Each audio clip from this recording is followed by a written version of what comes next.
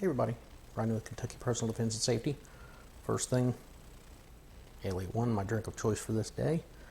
Diet, like I'm still trying to work on losing weight, but happy Independence Day.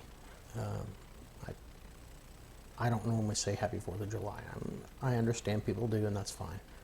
But I am at work today, and we were downtown doing some medical coverage for the festivities for today. And one of the things I wanted people to understand that has kind of gone by the wayside. What does this day really mean? It's not a day of yeehaw, get together, have picnics, shoot off fireworks. It is, but that's not what it's representing and remembering. And one thing I got to witness this year was they handed out these. These are printed out Declaration of Independence, and they had a group of people came up. If you wanted to do it, you could. If not, you didn't have to. Came up on stage and read a couple lines to the rest of the people in the area. And first off, one of the things that was the most moving was there was a small girl, I'd say maybe 10, and she went up there, and I'm pretty sure the lady she was with, I don't know if it was her mother or not, but went up there and pretty much, I think to a large degree, had to whisper the words in her ear. But this little girl got up there and read it, and it moved me. But people don't understand what the gravity of this document really is. This document said we were no longer going to be under the thumb of King George, who pretty much set the rules himself because he was the King of England. But it also said, we want to take care of ourselves. And the signers of that document, Benjamin Franklin, John Hancock, John Adams, all of those men who signed that document understood that what they had just done was treason to the British Crown. And they essentially signed their own death warrant under the eyes of King George. Just think about that. These were well-to-do men. They were landowners, influential members in the local government, the government of the colonies. In fact, they were worldly in many cases. They had everything to lose, but they chose to create a country and separate themselves from England, knowing that they would lose everything, and including their lives, if so decided by the king. So that's a massive, massive act. So that's why I typically don't say Happy 4th of July. I say Happy Independence Day, because these gentlemen put their lives on the line to give us the freedom that this country has. Now, that's not to say that I don't enjoy it.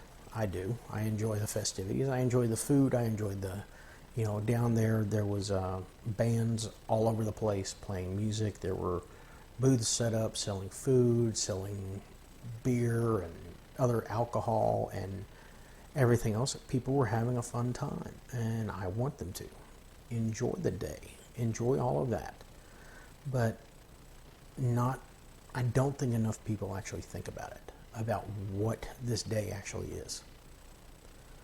And so that kind of hits me a little bit, but that's okay. I'm sure more of them think about it than I realize. Now on to the rest of it is, like I said, we were down there doing EMS coverage, but I wanted to talk about what my carry was, what I had with me. Well, first off, I had a very inexpensive sling bag type backpack. Actually, I got it from Walmart. And in it, I had a few things. I had a shemagh just in case the sun got too bad on my wonderful pasty skin. And also, I could use it if I got too sweaty. I could wipe sweat off. Blah blah blah. I had, of course, some sunscreen, and I had a flashlight, and then I had some medical equipment. Now, what medical equipment would I have? Well, I had a few different things, and I'll get this one that I forgot to set out. One is my primary things always is bleeding control. It's the number one thing I worry about.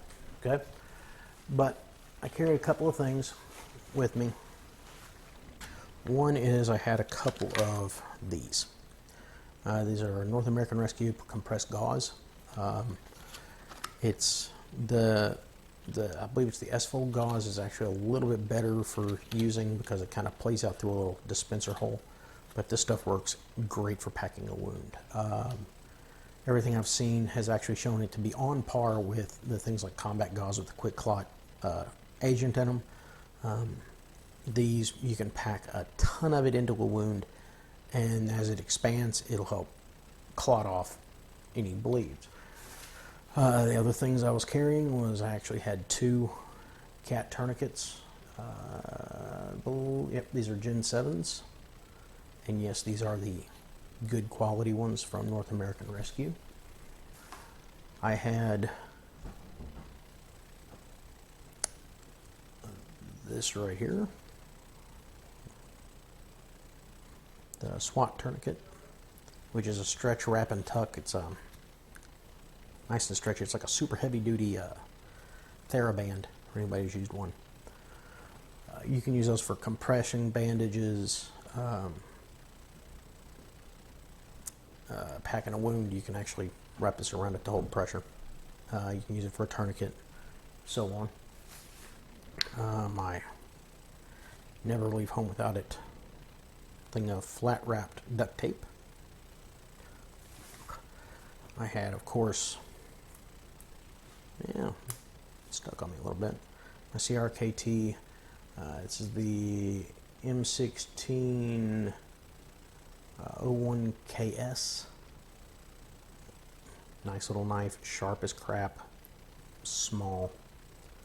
And then I had was carrying actually my Glock 36, which is the single stack 45, in my Concealment Solutions Black Mamba inside the waistband holster, with my shirt tucked in, so you couldn't see it. And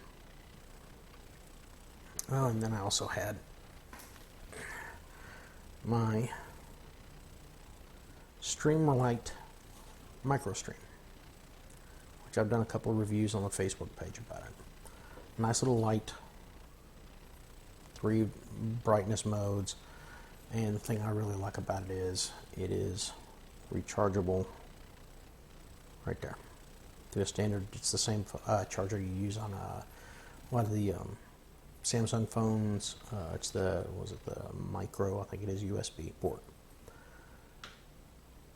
Other than that, I really didn't carry anything else.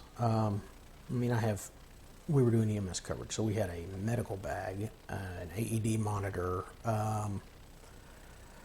oxygen, all that stuff. We had a stretcher and a longboard and cervical collars and all that stuff. But I wanted those items, the tourniquets, the tape, and the compressed gauze on me at any time. And I did. I kept it pretty much slung over my shoulder the whole time. It didn't bother me. Of course, I also carried it in. I had some water, which, it's hot. I think it's almost 90 degrees. But that's what I was carrying. And, I love working on details like that. Don't get me wrong, I'd rather be at home with my family. But yeah, that was it. I mean, that's been my day so far. We've still got a couple other things we've got to do today. A couple of visits with the some of the neighborhoods with our truck, so the kids can see the trucks and blah, and so on and so forth. You know, it's fun. Hopefully, there won't be anybody injured during the fireworks tonight. And I really hope that it's a quiet night with activity. You never can tell when people start partying. So that's it. I hope everyone does have a happy Independence Day, and you know, stay safe and enjoy. I mean, that's what those founding fathers wanted. They want us to have a free country, and they wanted us to be able to enjoy our country without the overburden of a government that really just viewed us as, well, just a source of income for them.